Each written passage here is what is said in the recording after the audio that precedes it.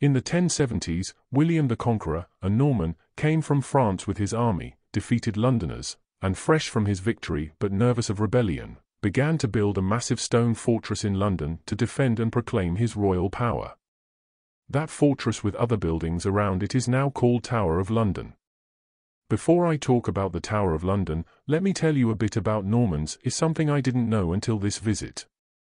Normans were members of Vikings, or Norsemen, who invaded and settled in northern France, together with their descendants.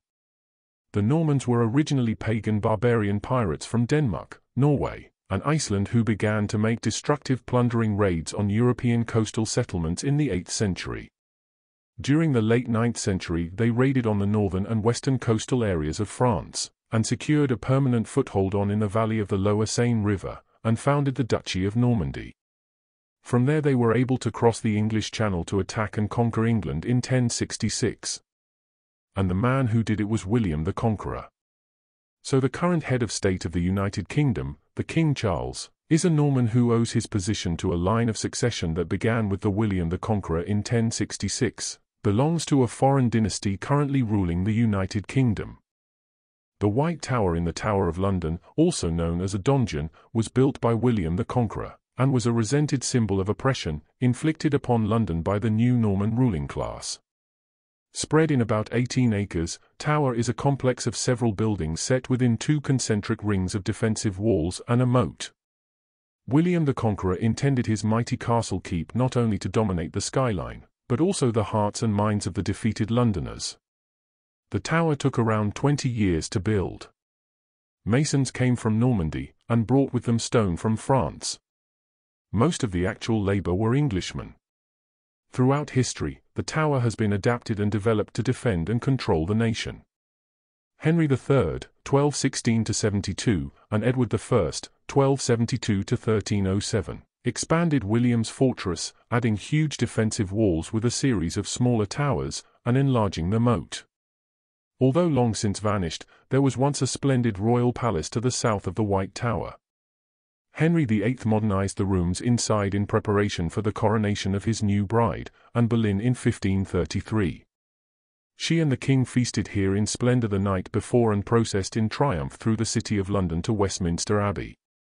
3 years later Anne was back at the Tower, this time accused of adultery and treason. She was held in the same luxurious lodgings before being executed by sword on Tower Green. The Tower of London has played a prominent role in English history. It has served as an armory, a treasury, the home of the Royal Mint, a public record office, and the home of the crown jewels of England. One of those jewels, the famous Kohinoor taken from India, still sits here, embedded in one of the royal crowns. The tower also controlled the supply of the nation's money. All coins of the realm were made at the Tower Mint from the reign of Edward I until 1810. Kings and queens also locked away their valuables and jewels at the tower, and even today, the crown jewels are protected by a garrison of soldiers. As protector of the crown jewels, home of the yeoman warders and its legendary guardians, the pampered ravens, the tower attracts millions of visitors. Here, the ceremony of the keys and other traditions live on, as do the ghost stories and terrible tales of torture and execution. As the most secure castle in England, the tower guarded royal possessions and even the royal family in times of war and rebellion. Kings and queens used the tower in times of trouble to protect their possessions and themselves. Arms and armor were made, tested and stored here until the 1800s. The tower has also been a visible symbol of fear. Kings and queens imprisoned their rivals and enemies within its walls. The stories of prisoners, rich and poor, still haunt the tower. Graffiti by some of those prisoners can still be seen carved in the stone wall of their prison cells. Many figures such as Elizabeth I before she became queen, Sir Walter Raleigh, and Elizabeth Throckmorton, were held within its walls. This use has led to the phrase, "sent to the Tower." Many of those prisoners were executed within, or on notorious Tower Hill to the north of the castle.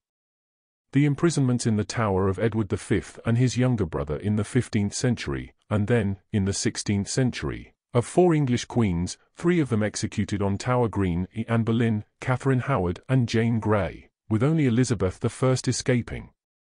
During the Wars of the Roses, Henry VI was murdered here in 1471 and, later, the children of his great rival Edward IV, the princes in the tower, vanished within its walls in 1483. In 1674, 2 skeletons were unearthed at the tower. The bones were re-examined in 1933 and proved to be those of 2 boys aged about 12 and 10, exactly the same ages as the princes when they disappeared. For over 800 years, men and women have arrived at the tower, uncertain of their fate. Some stayed for only a few days, other many years. During the Tudor age, the tower became the most important state prison in the country. Anyone thought to be a threat to national security came here. The future Elizabeth I, Lady Jane Grey, Sir Walter Raleigh and Guy Fawkes were all sent to the tower. Even in the 20th century, German spies were brought here and shot. The chapel is perhaps best known as being the burial place of some of the most famous Tower prisoners. This include 3 queens of England, Anne Boleyn, Catherine Howard and Jane Grey, all of whom were executed within the Tower in the 16th century. Henry VIII's wives were accused of adultery and treason. Lady Jane Grey was an unfortunate pawn in a plot to replace Mary I and was executed for high treason in 1554, aged only 17. In 1876, when the chapel was restored, the remains unearthed in the chancel, including those of Anne Boleyn, were reburied beneath a marble pavement, inscribed with their names and coats of arms. Stories of ghosts haunt the tower. Anne Boleyn is said to stalk the site of her execution on Tower Green.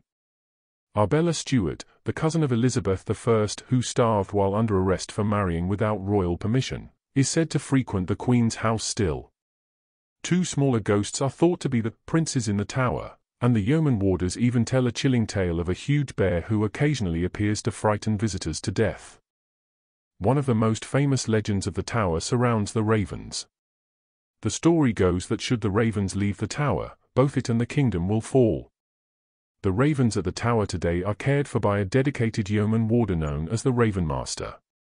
The tradition of housing the crown jewels in the Tower of London probably dates from the reign of Henry III, 1216 to 1272. The jewel house was built specifically to house the royal regalia, including jewels, plate, and symbols of royalty such as the crown, scepter, and sword. The Tower of London is still home to the yeoman warders and their families, the resident governor, and a garrison of soldiers. There is a doctor and a chaplain. In the following parts of this episode, I will walk through the Tower of London and show you what's in there. I am keen to see all the crowns stored there, especially the Koh-i-Noor. In this video I will point out different buildings within the Tower of London.